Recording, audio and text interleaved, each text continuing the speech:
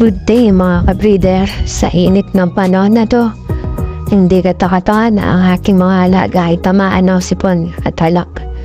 Kaya habang pahaga pa, tayo magpapainom na ng Premoxil powder. Prevention muna tayo mga ka-breeder. Habang wala pang tinatamaan, mas baing ng ganito.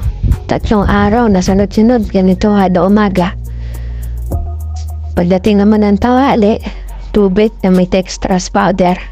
At pagdating ng hapon, vitamin pro naman. Pagkatapos kumain sa hapon.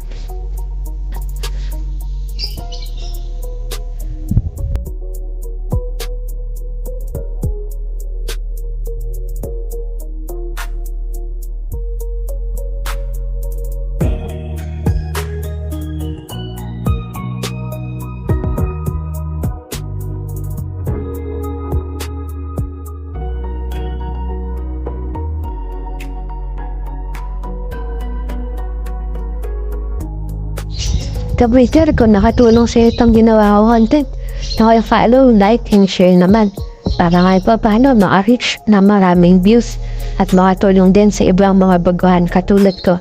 Yun lang, ito naman kasing tinuturo o ay natutunan ko lang, kaya share lang mga ka-breeder. Salamat!